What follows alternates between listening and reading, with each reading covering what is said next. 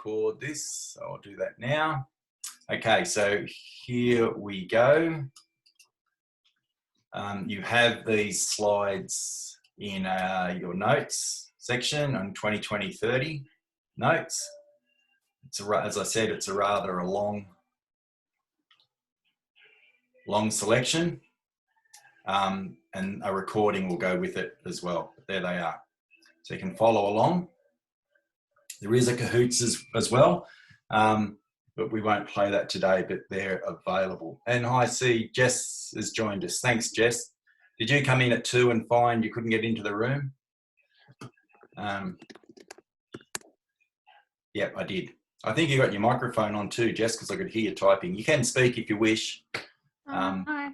Oh, how are you going? You can see Rose is on the line as well. So is Amy and Gabrielle. Okay, so we're just starting. Okay, let's go. So here we go on Threshold 5. It's all about life. And we're going to learn about life and how life evolved. And we're also going to look at the evidence, because remember this is an evidence-based story that we're developing, yeah? It's an evidence-based story. So we'll go through this. We'll go through today. There's a lot of slides. We end up down here finishing at our species. So I'll take you through all of this. You can revert back to it, but then it's up to you to do a bit. Just in putting this together, just for your own interest, I couldn't write this up in the subject outline because I've only just started playing with it, but I've just updated my computer stuff, and I'm doing Office 365 or something on my Mac. There's a design idea function here. So when you type up a slide, it gives you all these different options of how your slide could look. Yeah. And it also has online pictures, which is really good. So you can put in a keyword. Well, let's do it for the vaccination, say. So if I was doing this, I know it's too late for your assignments now, but it's just a great feature. If we type in online pictures, vaccinations, couldn't find any. So we'll do immunisation. And we'll search. Oh, it's not going to do it now.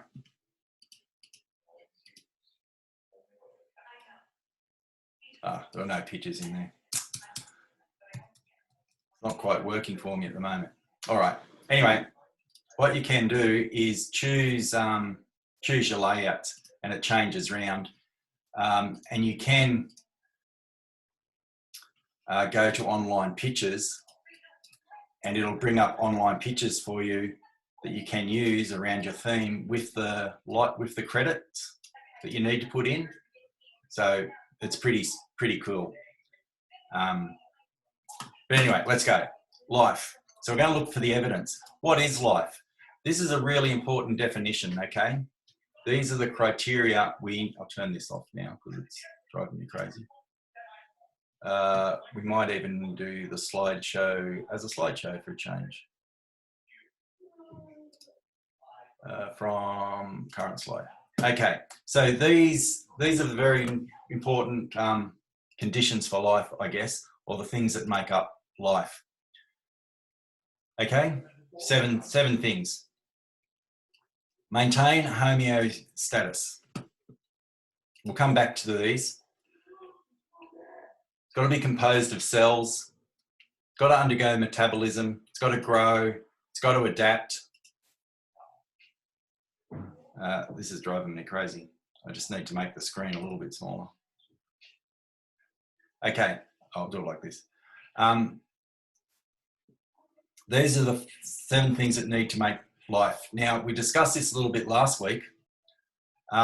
If we apply this to viruses, which we've done for 100 years, okay, viruses don't meet all of these 7 criteria. And so they're dead. Well, they're not alive. but they're certainly not dead because we know that they're there and they perform a function. Viruses only match up to 3 or 4 of these criteria. So that's a very interesting point, and it's been a long-going debate.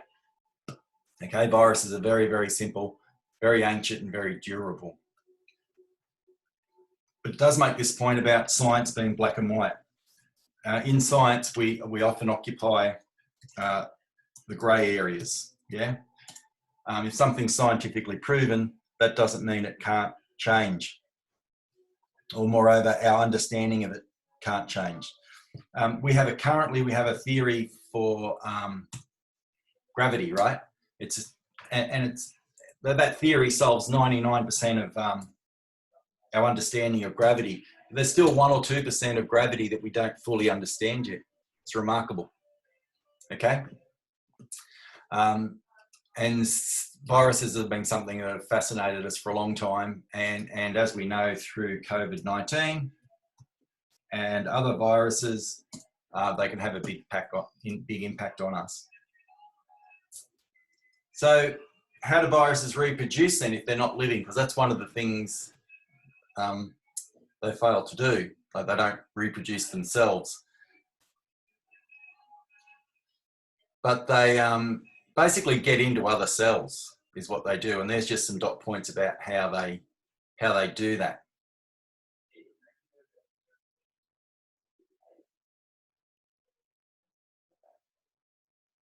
So it's sort of nearly, not quite parasitical, okay, in what it does. Don't want to get too caught up into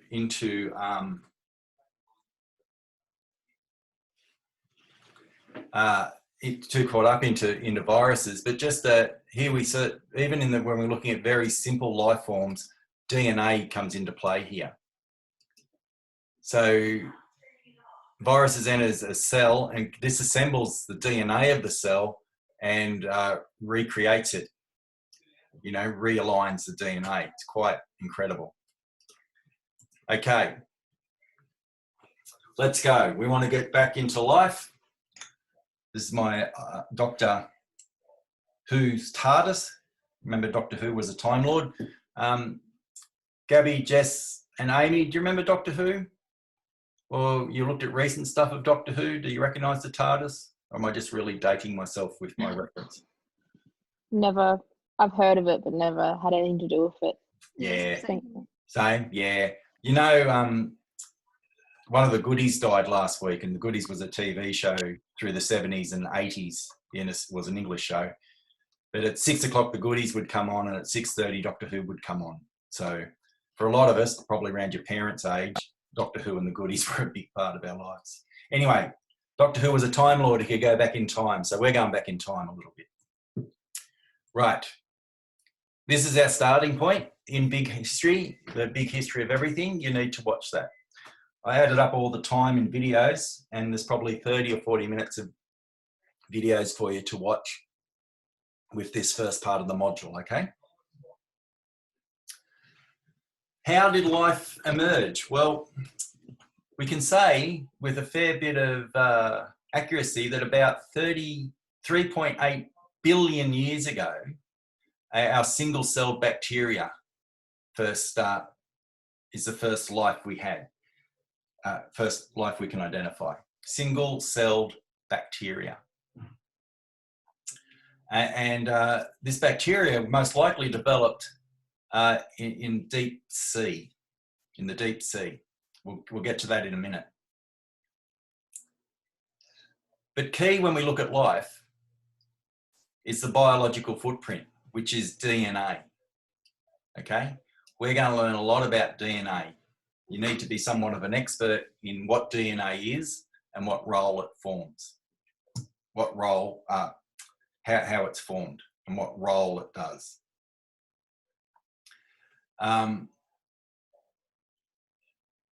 So we'll get into this. And oxygen was a byproduct of this early bacteria. And that's the most important waste product in the history of the world, okay? When this bacteria formed, these first bacteria formed, the Earth's atmosphere was very different. It was very heavy concentrations of carbon dioxide. only trace elements of oxygen. So when these first bacteria formed, we had some big changes to the atmosphere because their waste product was oxygen. As we're going to learn, an egg is critical in all of this process. All life started in the sea as single, and we started as single cell prokaryotes, and we developed from there, okay? As we moved into multi-cell organisms, we lived in these watery environments. We know watery environments are really useful because molecules can travel and move and hook up and make more sophisticated molecules. And that's okay if you're in the ocean, because you've got plenty of opportunity for that to happen. But once we started to move onto land, we had to take some of that watery environment with us. And that's where eggs play a really important, critical role in our evolution. We're going to talk a lot about the Cambrian explosion. And it happened 550 million years ago. 550 million years ago. And it is biology's Big Bang, okay? This saw a huge outbreak of plant species. During the Cambrian period, amphibians moved from the sea to the land. The egg was really important in all of this. And then we saw a proliferation of life, okay? So you'll hear this phrase a lot from now on, the Cambrian explosion.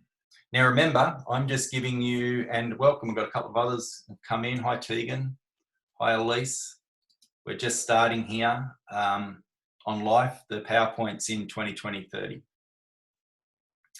Okay, so remember, this is just providing, this is a scoping. I'm just outlining the knowledge landscape, if you like, of what you need to know. So in and out of big history, you will be going, yeah? Okay? And of course, down the bottom here, the extra things to watch, and I'll certainly highlight the Khan Academy. And understanding photosynthesis is very important. I'll come back to that. So an egg, I might just swap these slides around while I'm thinking of it. But an egg's very, very important in our evolution. When I'm talking about our evolution, I'm talking about the evolution of life on land and for reptiles and mammals. When we think back to history, the prehistory of the world, we often think about the dinosaurs, and the dinosaurs evolved about 250 million years ago and dominated the world for a long time. Our early ancestors were mammals, and they lived on the edges, on the fringes. And we're talking about mammals no bigger than a cat, okay? They lived in the shadows, really, because the dinosaurs dominated everything. There was lots of different types of dinosaurs, lots of different sizes. They had the whole sort of thing sewn up and had evolved to be the dominant life force, okay? Now, when the dinosaurs became extinct, that made way for the mammals. So once the dinosaurs went, and they went 65 million years ago in an event, which we'll talk about in a second, the KT extinction. So once the dinosaurs were out of the way, mammals could really start to evolve. Out of that group of mammals were primates. And our family, our bipedal ape family, which we belong, came from that primate group, okay? So we're going to finish today with our species, but we're just going to go through broad steps of how we got there. So is any questions so far? Am I going okay? Is it too fast? Everyone happy? Yep. Yeah, it's just the broad brush strokes, okay? Filling in, extending on the outline a little bit. Thanks, Gabby. Okay. You're probably all familiar with that image, yes? You've seen this or something very much like it before when we think about the evolution of our species. Yep, okay. There's problems with this, huge problems with this. In some ways, it's very convenient, but it's also open to misrepresentation. In fact, I think it promotes misrepresentation too readily. Everything is, it's highly inaccurate because it suggests there's a really smooth, nice, linear process that went on. We started with primates, monkeys, and it went sort of chimps, Neanderthals, Homo habilis, and then modern human. And it's not like that at all, okay? So unfortunately today, to some degree, we have to unlearn something. Yeah, we have to unlearn this image because it's wrong. It doesn't really explain evolution of our species very well at all. We are not descended from monkeys. We are from primates, the very early mammalian primates, of which monkeys are one branch or one family, part of the family tree, and we are the other. So if we look at this is a much better representation. If you look down the bottom here, well, I will get this to go from slide because I've got a new toy within this Office 365. Look at this, I get a pen. You'll be sorry that I've got a pen. Oh, I've got a laser pointer, I'll try that. Oh, look, yeah. No, I'll use my pen. Oh no, I'll keep going with this. So we've got our primate ancestors here, okay? This is where early primates happen. And look what happens. The family starts to break up pretty early. We get a split here and that split goes off to do the lemurs. Okay, on this side, we get another split. This split comes off to the tarsiers, the little, seen them in South America, the little, tiny little marsupials, mammals that can really spring widely. We go from this split, we go over here and we get another split. Got the New World monkeys, so the South American sort of monkeys, the baboons and Old World monkeys, Africa, then a split here to the gibbons, over to the orangutans. From the orangutans, we go over here to the chimps and gorillas, and from here to the humans. This is our line. Does that make sense? So it's very, very it's much more messy than this. This image only works if you understand things really well.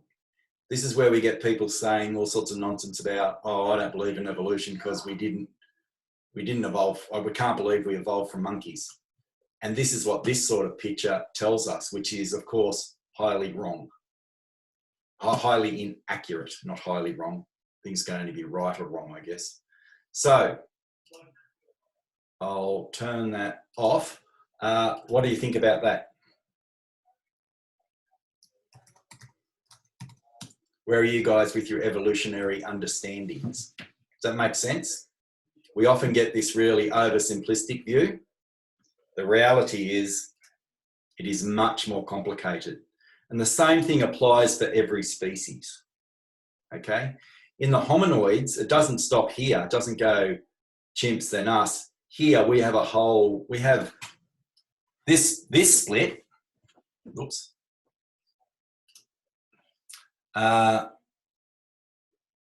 This split here, oh, this one, but maybe this one here, that's about 7 million years ago. Yeah, and once we get here, we split this up again too, because we're not the only hominoids.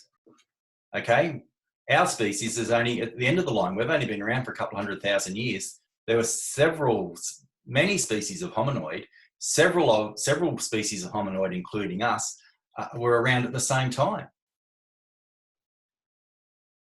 So even Neanderthal was a hominoid that was around for about 1 million years.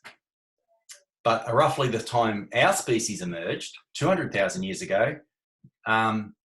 Neanderthals started to disappear. And before you get too excited, and some indication in what happened to Neanderthals, we all carry 3 to 4% of Neanderthal DNA. Yeah. So we're going to get to here today pretty much. We're not going to go on to our species, but all of next week's going to be just looking at how our species developed. So here we go. We're going back, 3.8 billion years here for life. Now, considering our planet's 4.6 billion years old, it took the planet about 1 billion years to calm down enough before we start to see the first forms of life.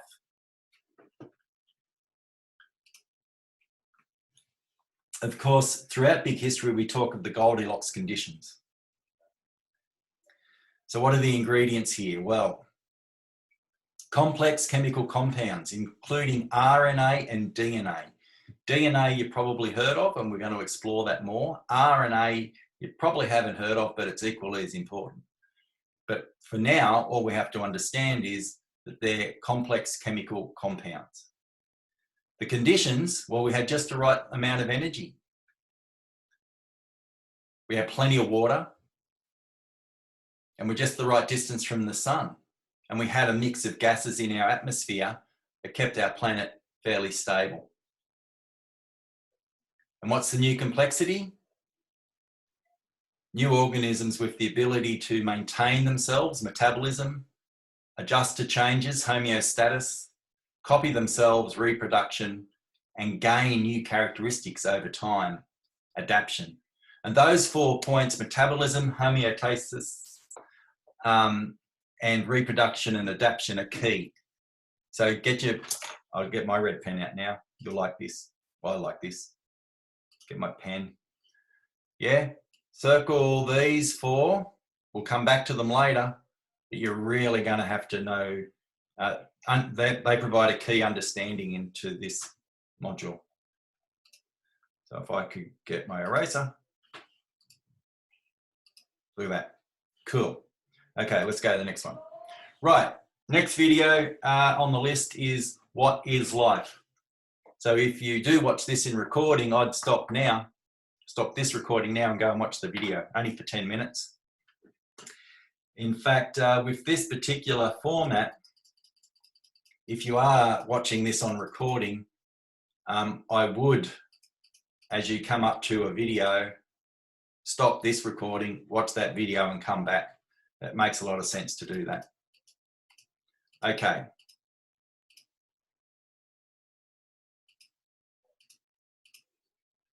So take a pause and watch this. Again, explains the qualities of all living things and explores those 4 key components we looked at a moment ago.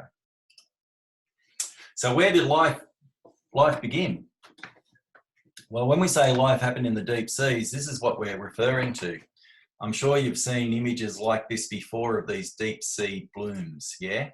And this area around here, like really cold water over here, and this is super hot and supercharged with nutrients, okay? So it's in these areas we started to see the first forms of life, and they were simple prokaryotes. So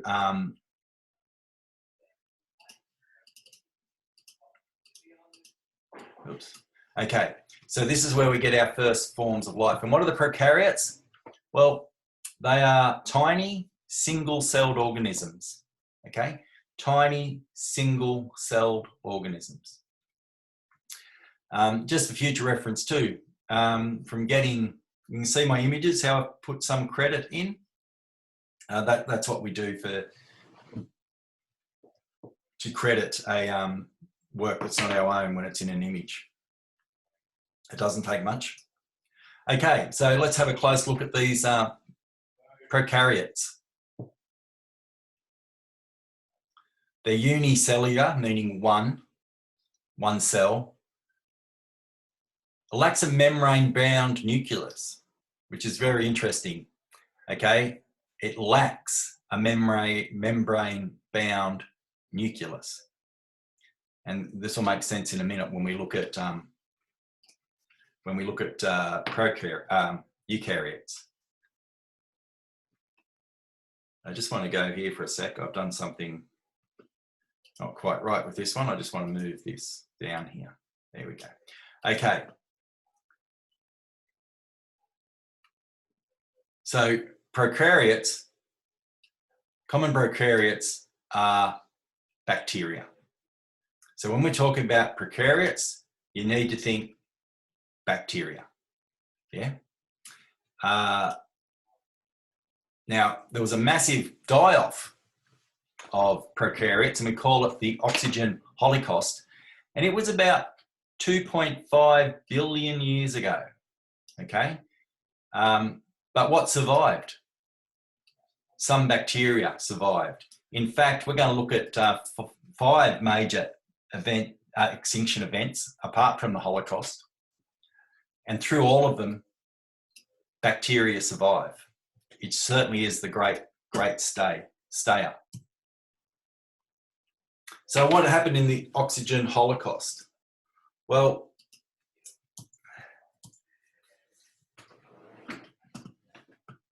some prokaryotes developed an ability to photosynthesize. And very simply put, photosynthesis is a process where CO2 is taken from the atmosphere, light is added, carbohydrates are developed, and oxygen is given off.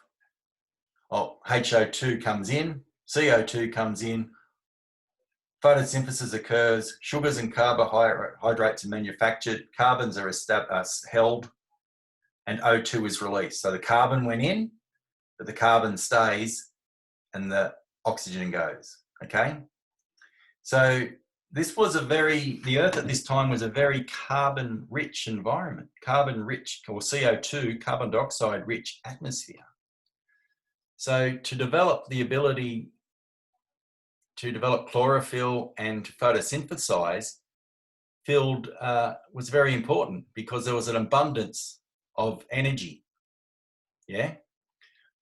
So as these prokaryotes emerged, the chemical constitution of the atmosphere started to change. Carbon dioxide was taken out and being fixed, yeah, and oxygen was being released. Thus, we get a whole lot of oxygen in the atmosphere. The atmosphere started to change.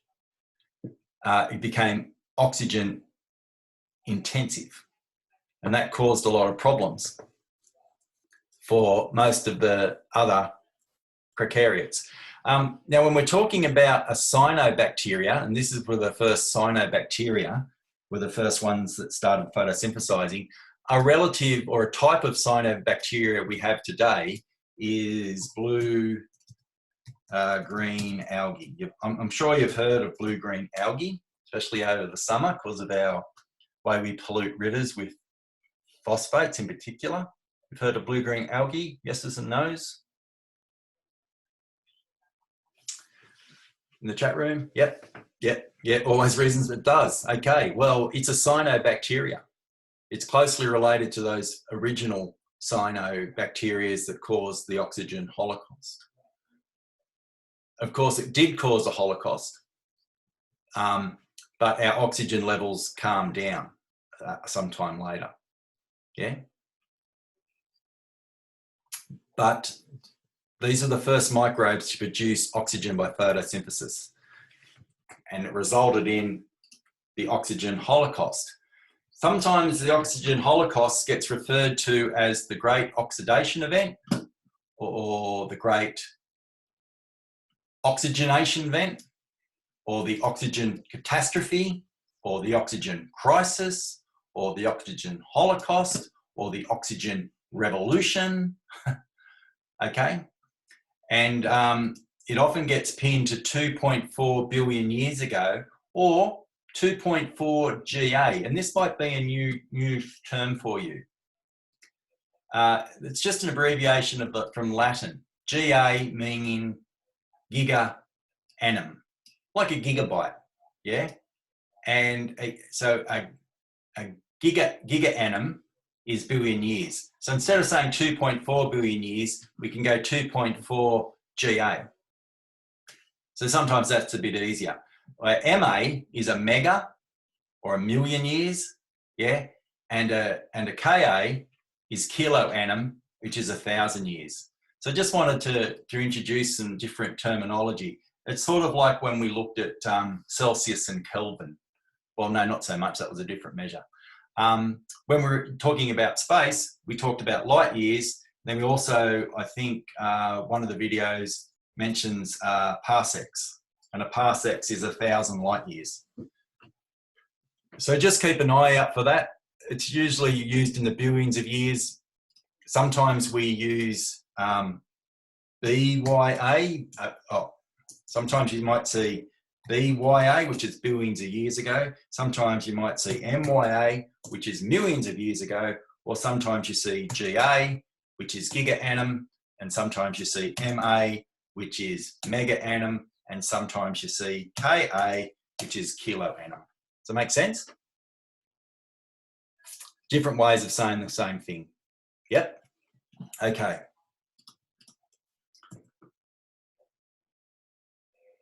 So essentially, during the oxygen holocaust or the oxidation event or the oxygenation event or the oxygen catastrophe, you're going to hear it called all of these things, by the way. Essentially what happened, oxygen was placed into the atmosphere at a time when there wasn't much oxygen. In fact, the oxygen was toxic to many of the prokaryotes at the time. Yeah? Okay. So that's in the very early Earth, 2.4 GA ago. Okay. Mass extinction events. We had the great oxygen crisis. We also had some massive extinction events. In fact, we don't often count the oxygen holocaust in this.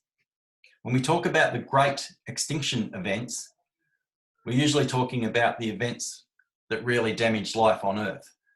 And the oxygen holocaust, well, there was a lot of prokaryotes, but there wasn't a lot of diversity, you know? So we don't often classify that. It doesn't get classified in the mass extinctions. But what are they? Here they are in order. So knowing their name, their approximate death rate, that's for all life on Earth, and when they occurred is really important.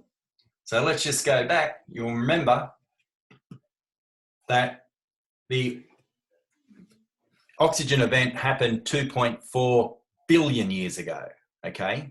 So a long time later, there was more life and we had the mass extinction events, okay? Does that make sense? So 2.5 billion years ago was the oxygen catastrophe, right? And it's not till 445 million years ago we start with what we know as the 5 great extinction events. So know their names, their order, O, D, P, T, K. Yep. Know the death rate, know the time, how many years ago it was, the likely causes, and the results. That's all pretty fundamental information for this topic. Yeah, and this will feature. It will feature in the online tests. Yep, there'll be questions about this that'll feature. Yeah, and the last one is the KT. It's when the big meteor hit Earth. It was 65 million years ago. Huge asteroid impact, and it wiped out 80% of life. And that's at a time when the dinosaurs ruled the world. And it's fantastic that it happened for us because it gave our very small mammalian ancestors an opportunity to evolve. Because while the dinosaurs were there, we weren't going to evolve. Cool. Any questions?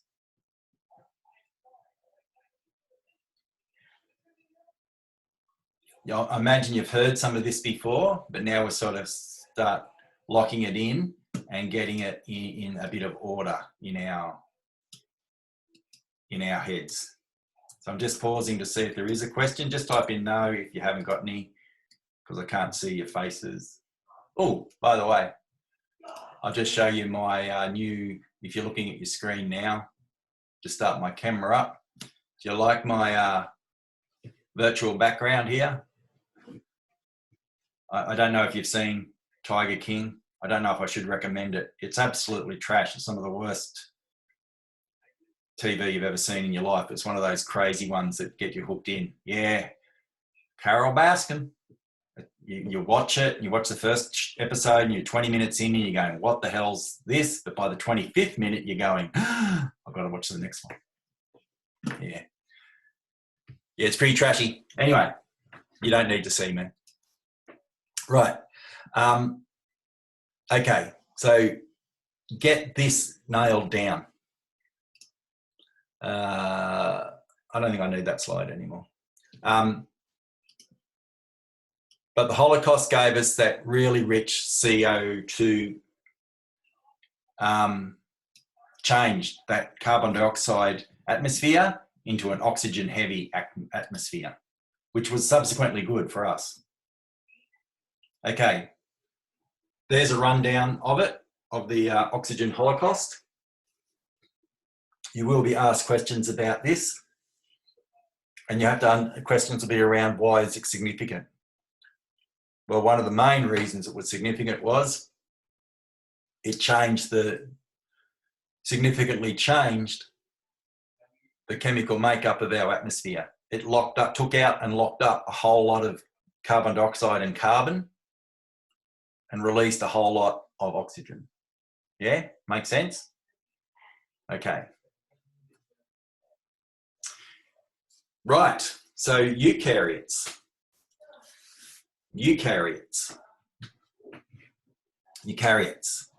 Slightly different.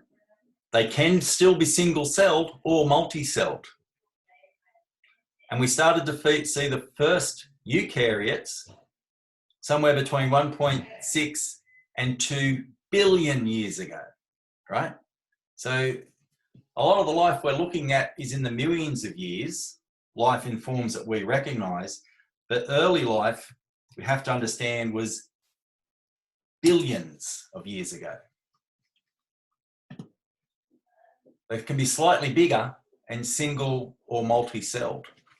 What's the main difference here is in a eukaryote has cells which genetic material is DNA in the form of chromosomes contained within a distinct nucleus. Yeah? Prokaryotes didn't have a cell. Their DNA isn't part of a nucleus of a cell. It's got no membrane. So that's the main difference, yeah?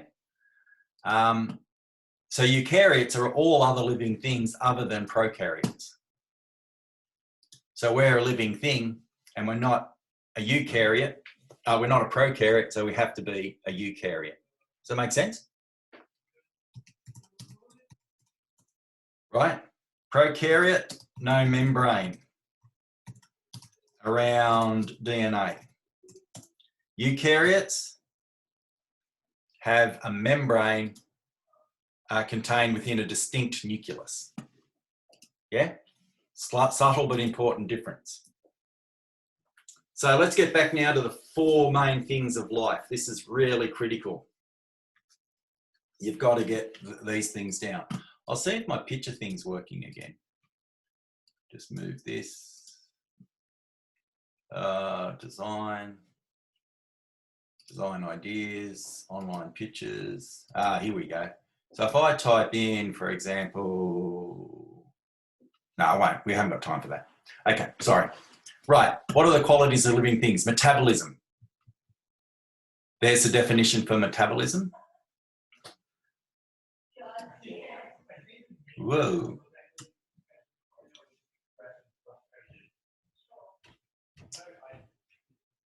Means you can take energy from the outside world and maintain growth. Homeostasis, the ability of cells and organisms to keep adjusting small changes in their environment. Yeah, and homeostasis is ultimately governed by the DNA. Reproduction. An organism copies itself and the DNA survives to its offspring. Yeah. Adaptation. Species can adapt.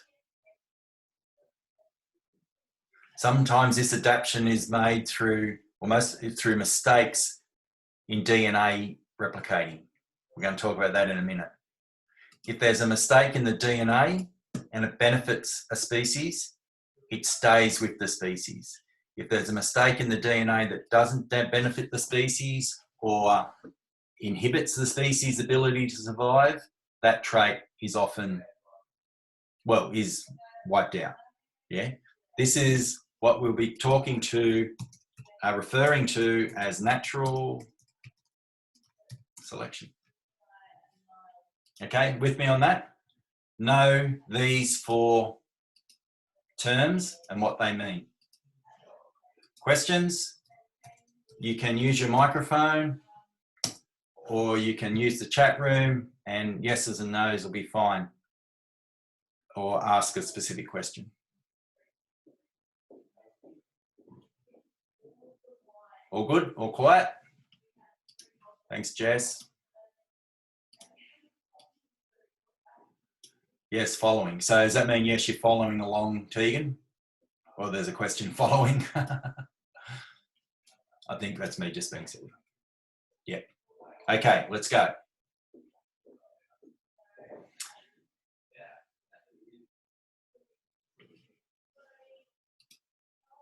Okay, so what's life? Well, eukaryotes have membranes with specific functions. Here's some terminology you're going to, mitochondria and organelles.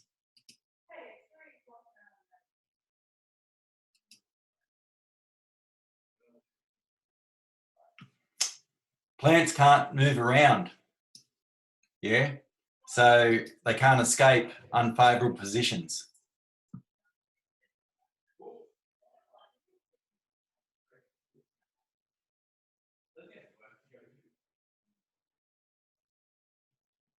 Okay, so I'm trying not to read what's there. I'm just giving you a chance to read it and review it.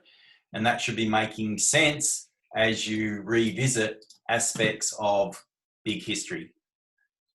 Yes? Okay, all right. Let's go back to the PowerPoint. There it is. Okay, make this a little bit bigger. There we go. Right, now, are you ready for this? Darwin. Darwin is our key figure in this. He gave us his key understandings to natural selection. A lot of his theory was based on what he studied and saw on the Galapagos Islands, and they're quite unique because of their geographical features. And he noticed some things, particularly about all the species there. The Galapagos species are really unique. That his finches and understanding of the evolutionary change in the finches is quite famous, okay? And you'll notice the different beaks. So essentially, the Galapagos are a group of islands that were once connected, okay? And so there's one species of finch. But on each island, that species of finch over a few thousand generations changed quite differently. In fact, instead of being just variations of the one finch, they became different species. So let's just have a look at them in a little bit more detail.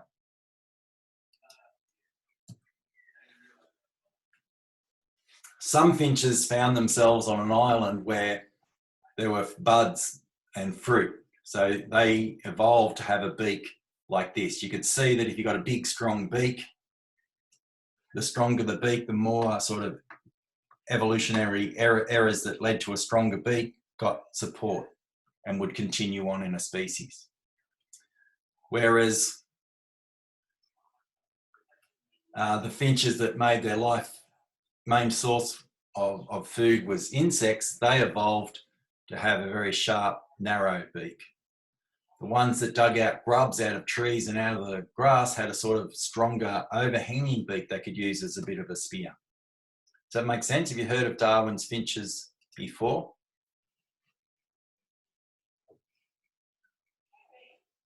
I imagine you have. Okay. Darwin wasn't the only person to be doing this. Others were.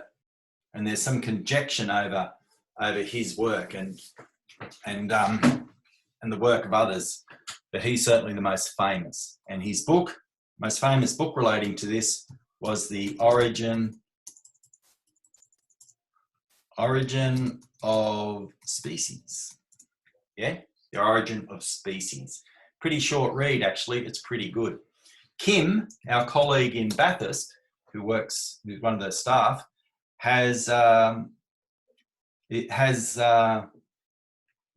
works in a museum and has access to a handwritten letter by Charles Darwin, which she transcribed for Cambridge University or Oxford or one of those universities. And she's got a little presentation to give us on that. So, you know, we're going to get to see a handwritten letter from Darwin. Well, you know, pictures of it. So that's pretty exciting. So understanding Darwin, understanding natural selection, understanding the origin of species is really important. Okay, and these are the sort of drawings Darwin had in his book. You see the different beaks developing from originally the same species of finch. Incredible. Okay, DNA, key to this story. Key, absolutely essential to this story. And why is it essential, I hear you say? Right, because only living things are capable of combining the 4 qualities. You know, here are our 4 qualities. Metabolism, homeostasis, reproduction, adaptation. What ties them all together? DNA.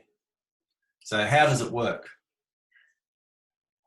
DNA is a large double-stranded molecule, often called a double helix. And that's that image of it you can see here. You've probably seen that before, yes? The double helix of the... trying to get rid of some stuff here. There you go. The double helix of the DNA. And it's sort of like a ladder that's been twisted. DNA consists of a 4-base code. I'll come back to that on the next slide. Once every billion copies or so, because DNA is reproducing itself all the time, every now and again there's an error. And that error usually results in just a slight variation. If that variation is useful and allows the organism to be more successful, it gets reproduced and passed on through its genes. If it's not useful, doesn't add to the organism's chances of survival or actually detracts from it, that gene does not get passed on. Over millions of years, these copies and errors are the engine of the origins of species, the engine of evolution. Yeah. Why do these errors occur? Well, that's an area that's being investigated. Maybe it's just through the sheer number that there is an error. Yeah. Some theories say that it's because of the radiation. We do live in a radioactive environment. We live under a nuclear reactor, the big yellow thing in the sky, and we have evolved to cope with slight amounts of radiation. But maybe some of that error in DNAs comes from that radiation. There's not a 100% clear-cut answer on why there are mutations. but we know there is. Here's a close-up, a better picture of the DNA and the pairings. So if we go back to here, I talk about the guanine, the cytosine, the adenosine, and the thymine. So when we see them here, you know how they're paired. Yeah? So we see the different pairings. And they're all held together by hydrogen. And what's the most common chemical element in the whole universe? Of course, hydrogen, right? Okay, and it's in molecules. As well, it's been as its own form, and it's in most molecules. So these hydrogen bonds that tie the DNA together. Now, if we can change some of these pairings, we can change the characteristics of a living organism. Now, we've been able to do that for centuries. Ooh, so 6 minutes with David here. If you're watching this as a recording, you might want to pause and go and watch this video of David Christian. It's an animated voyage through evolution. It's really cool. Okay. Well, life is incredible, absolutely incredible. The best estimate we can get is that there's 5 to 30 million species existing today. And that's just a small part, a small fraction of all the species that have lived in the 3.8 billion years of life. Okay? Why is it such a big range between 5 million and 30 million? Because we know there's lots of species we haven't found yet. For example, the peacock spider is a little micro spider we only knew existed scientifically a few years ago. And in those last few years, we've discovered dozens and dozens of different types of peacock spider. Have a look at them. It's well worth the Google. Well worth the Google to look up peacock spiders. They're little micro spiders, and when you see them with huge magnification, they're quite wonderful. Yeah. So let's go back to the Goldilocks conditions. What are the Goldilocks conditions? There needs to be a variety and abundance of chemical elements. There needs to be energy, not too much, not too little, and a water environment, right? We all emerge from the same ancestor. In fact, there is such an organism called LUCA, which is the last universal common ancestor. The last universal common ancestor of all living things. Pretty crazy, isn't it? We share a high percentage of our DNA with a whole lot of other animals and other plants. Yeah? So it's very, very interesting. More on that soon. Why are rocky planets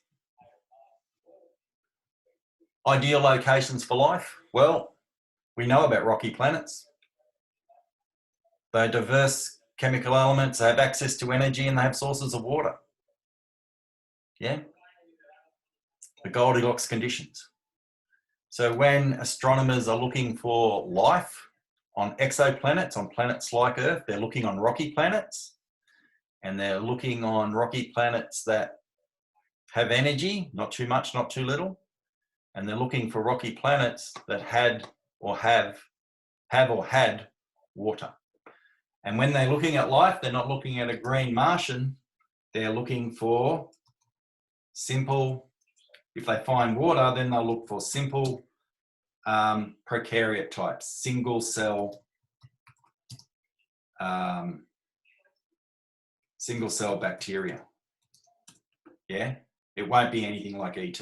But out of the entire universe, there's only one place that we know there is life, and that is on the planet that we inhabit. Okay.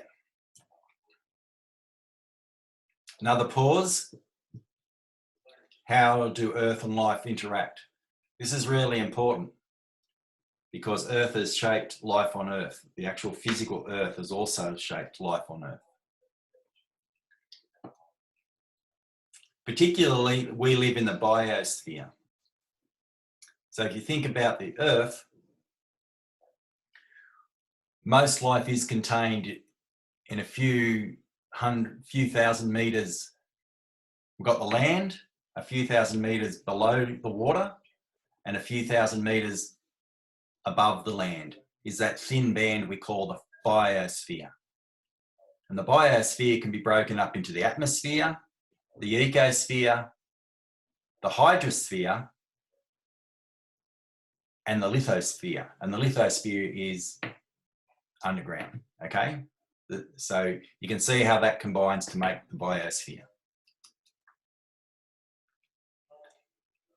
Now, let's go back to the mass extinctions, and look at the reasons. The Ordovician. What was the reason? Rapid global cooling. 85% of life was eradicated. Devonian. Likely causes, asteroid impacts and rapid global warming. The Permian extinction, likely causes, volcanic activity, increases in methane and CO2, rapid global warming. The Triassic period, likely causes, increase in methane, rapid global warming. And the KT, asteroid impact, volcanic activity, falling sea levels. Yeah? So our interaction with the Earth is really quite powerful. That's just the extinction events mapped out differently. And you'll notice there's 6 spots because our subject ends at the Anthropocene, which is the age we're entering now. And many people argue, increasingly more and more people argue, that we are perhaps witnessing the start of the 6th great extinction. And this distinction is different from the others. This won't be caused by volcanoes or asteroid strikes. This extinction will be caused by us. Yeah? This will be caused by us in the Anthropocene. The things that we've done to the environment to make climate change a reality and all those sort of things. And we'll come back to that later.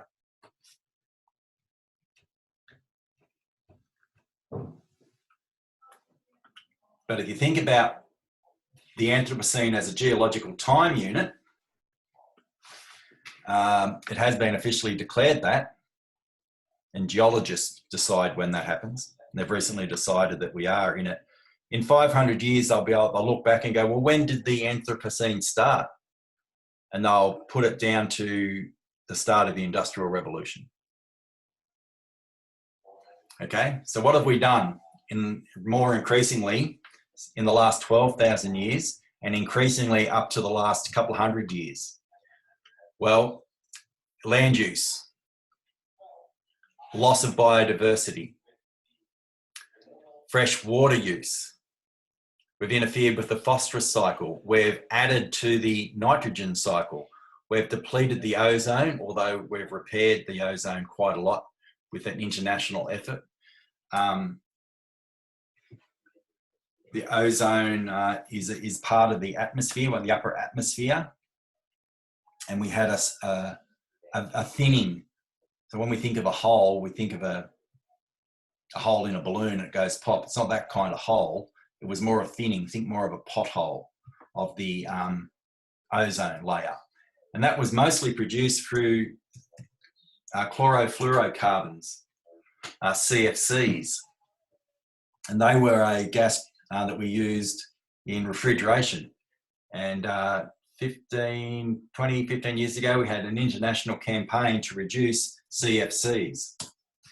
And consumers responded and wouldn't buy fridges and things that use CFCs, so they were made out of non-CFC gases, more environmentally friendly gases. And that thinning of the ozone layer has been fixed. Okay, it's thickened up to what it should be.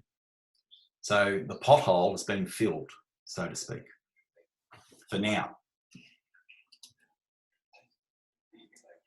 We'll get into all of this section in the last week of study. So the biosphere is influenced by a number of things, including astronomical events,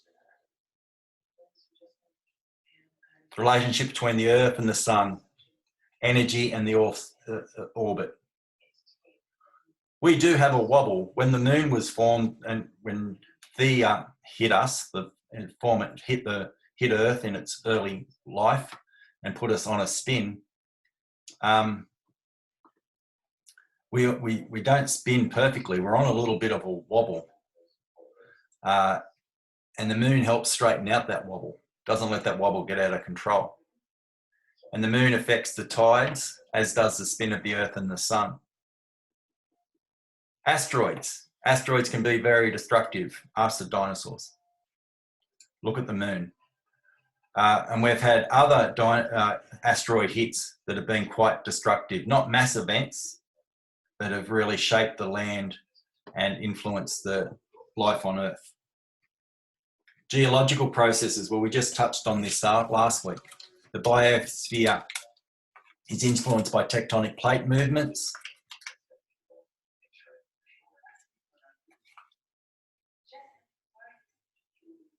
And mountain ranges and things really affect the climate, how oceans flow.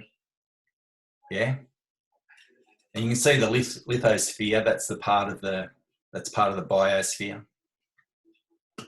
Yeah, so geological processes and biological processes. Photosynthesizers are really important. Without oxygen, we wouldn't have had eukaryotes, and we're eukaryotes. Yeah? Okay, plants die and decompose. The plants fix carbon, and over hundreds of thousands and millions of years, that plant material is compressed and changed, and the carbon takes the form of oil and coal. And if we use those fossil fuels, we release enormous amounts of carbon that has been held in the earth. It gets released into the atmosphere, and it changes the composition of the atmosphere significantly, which has huge kick-on effects for us. Let's move that down. However,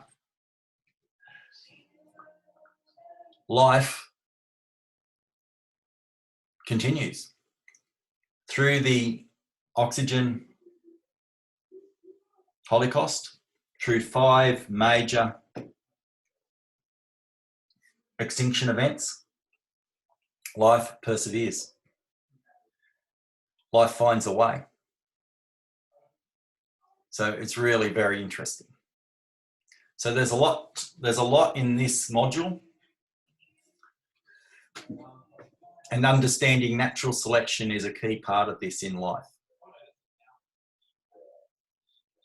So natural selection is how organisms better adapted to their environment survive and produce offspring.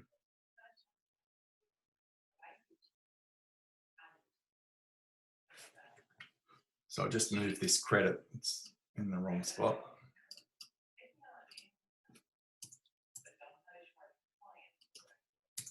Okay, so we see here with these snails, any variation that's positive gets passed on.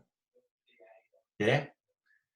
And here we've got light coloured snails and dark coloured snails. And those traits get passed on. And then we start to see variation. Variations, the best suited variants leave more offspring. Make sense? Okay, natural selection. It's going to be very important. Well, it is very important. Natural selection accounts for all species on Earth. Natural selection can alter a species and also create new species. It's how species get an advantage over successive generations. Any disadvantages become less common. Natural selection is the major component within the theory of evolution. Where do we see it at work? Well, it's not all natural. Think of your cabbage and your cauliflower and your broccoli and your kale. They are all part of a family called Brassica. And brassicas are cultivars. That means people have crossbred different variations of plants, seen different characteristics and highlighted them through horticulture. So all of these brassicas have a common ancestor, and that's a common wild mustard. And from that common wild mustard, using horticulture, so selection characteristics from plants that we want, we've been able to develop all these different types of vegetable. Yeah. So we've been changing DNA by selective breeding practices for 12,500 years, since the agricultural revolution. Now we've got technological advances.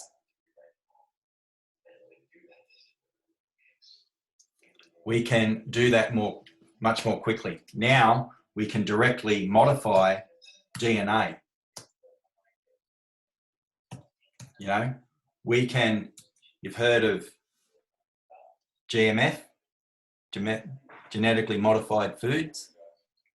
Well, we've been genetically modifying foods, like I said, for 12,500 years. But in the last decade or so, that's really fastened because of our technologies with DNA. We can now split and change around DNA using technologies like CRISPR. We can be very accurate. We can be very, very accurate in how we split and change. We can develop crops that are very drought resistant, for example, and cross them with crops that are very high yielding.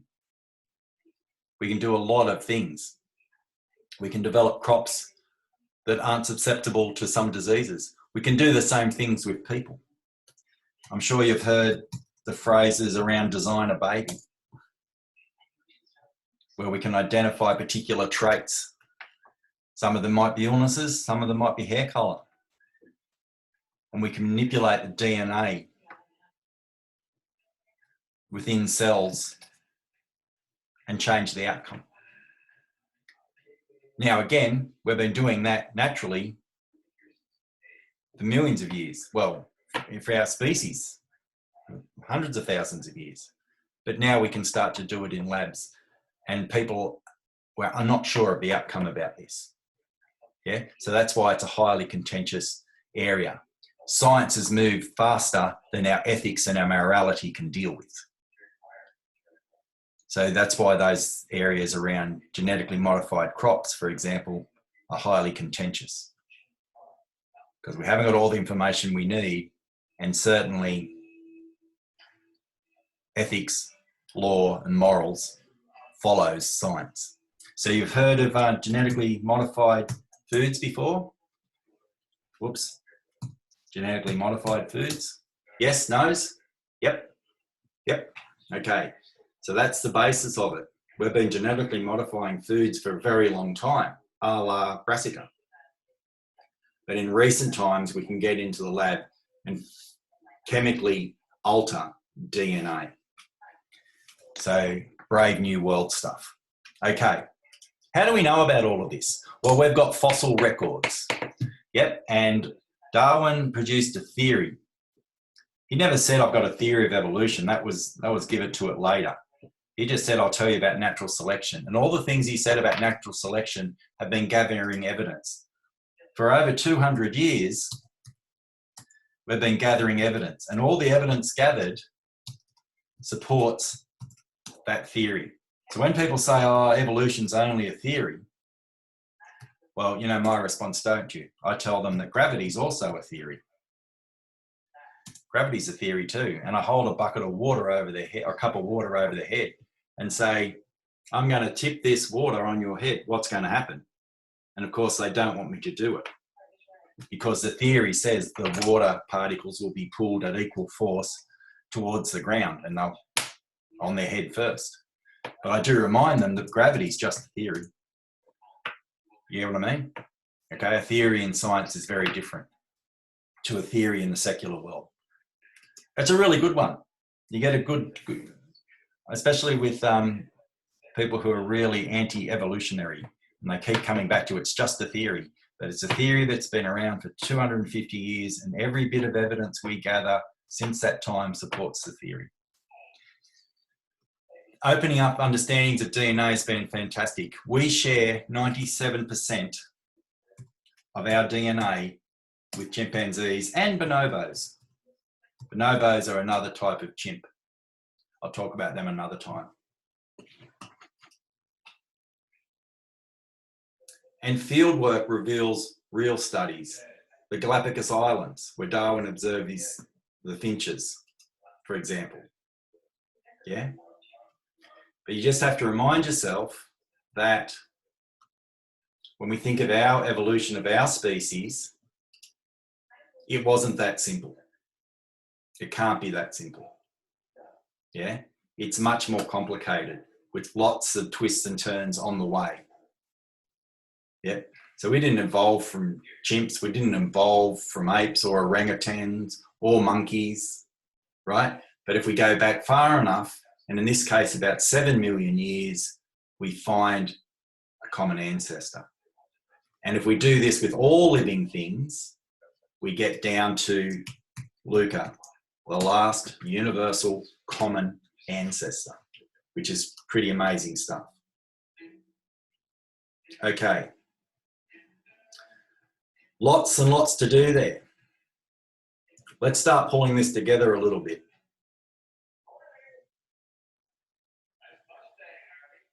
Oops, oops, oops, oops, sorry. How do we know? Fossils, DNA, field studies, right? Adaptation is a process of change. And adaptation explains a great variety of living organisms. Environments vary, animals adapt and change. Evolution never ends. There's no fixed point. Yeah? We get to a point where a certain species occupies a certain area or a certain niche. Yeah? But there are other things evolving all the time. We're still evolving as a species. Who's had problems with their wisdom teeth? We'll get into this more next week, but who's had problems with wisdom teeth? Anyone out there? Nope, not yet. Nope, nope, nope. Oh, that's pretty good. They're horrible. They're extra molars that appear in your mouth about the time you're between 20 and 23. So that's what, after you're 18. That's why they're called wisdom teeth, right? And they're an evolutionary hangover because it's time, they're left over from when we had, our ancestor had bigger jaws, yeah? Okay, a good story of adaptation is animals in Australia, because we were part of the Gondwana, the Great Southern Landmass, and our mammals adapted into a special group of animals called marsupials.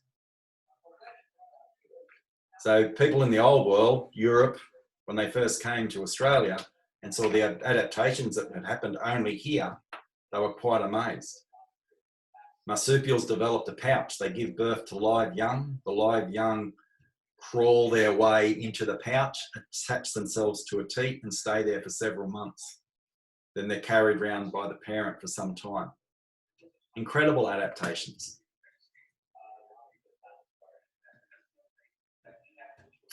Evolution in the world's history. Well, these are really good points. We've had 4 billion years of evolutionary processes to get this diversity we have. Today, there are between 10 and 100 million different species on Earth.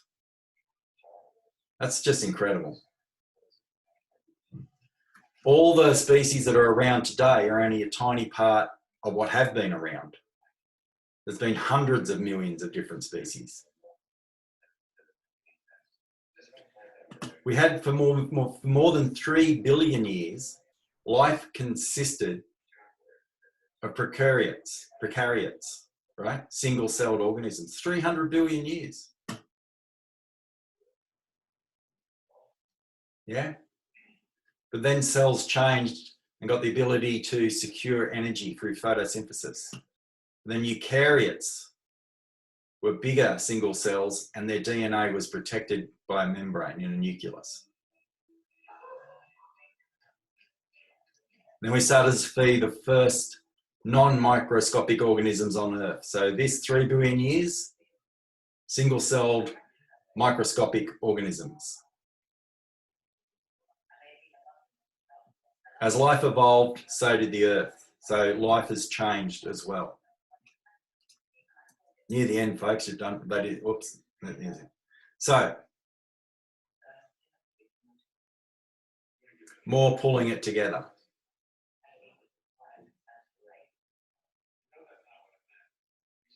Photosynthesis really got the ball rolling. It did lead also to the oxygen holocaust. The dead bodies of millions of plants created carbon-fibrous rocks.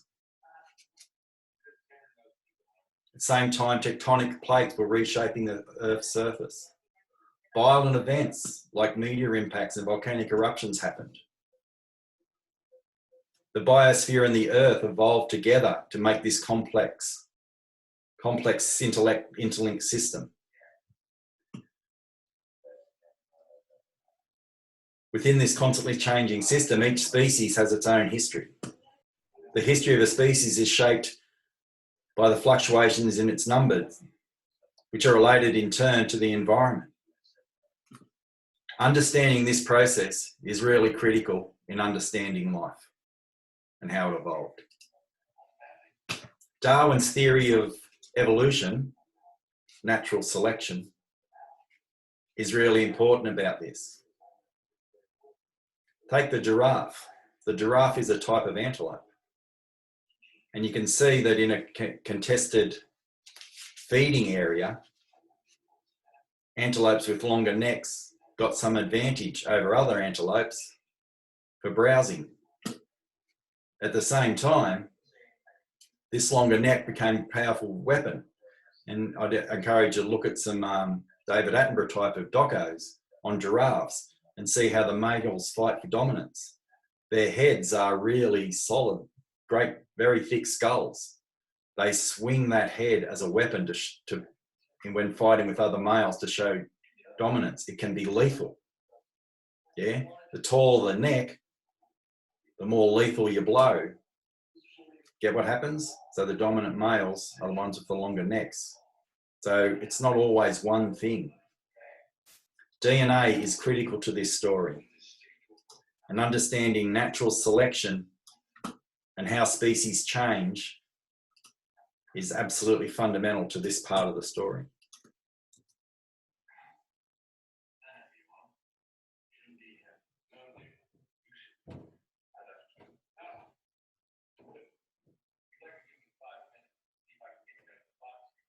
So we've got all these organic chemicals that floated in space on the Earth's surface and below the surface in the early days of the history. So we've got this diverse complex chemical environment.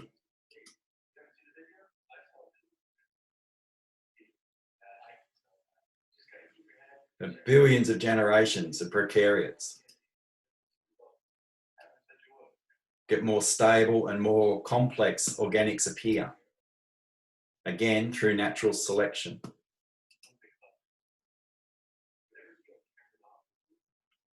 So within 1 billion years of the Earth being created, we had our first earliest living organisms.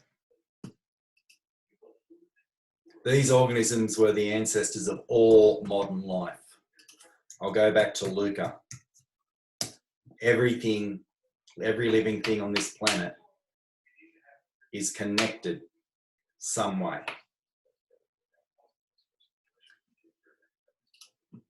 Next week, we really focus on Homo sapiens, our species, and where our species fits into this. So, WTF? Wow, that's terribly fascinating. We're going to get into taxonomy. We're going to look at the voyage, whoopsie. We're going to look at the voyage of the Beagle, because the voyage of the Beagle, of course, is the boat that took Darwin to the Galapagos. Chemical abundance in the ocean, the carbon cycle. We've got lots and lots to do. It's really exciting. I know there's a lot today. There's a fair bit of filling in to do. This was just a landscape. We're going to start on our species more particularly next week. So any questions or comments? There's a lot there, isn't there? But it's pretty exciting. And of course, it wouldn't be the same without a Kahoots. So I do have a Kahoot. Who's up? Got time for a Kahoots? Anyone? Yes, no for Kahoots? No one wants to play Kahoots? That's okay. We can do Kahoots later. Yeah, that's all right. The Hoots is publicly available. We won't do the Kahoots. What I will do though is stop the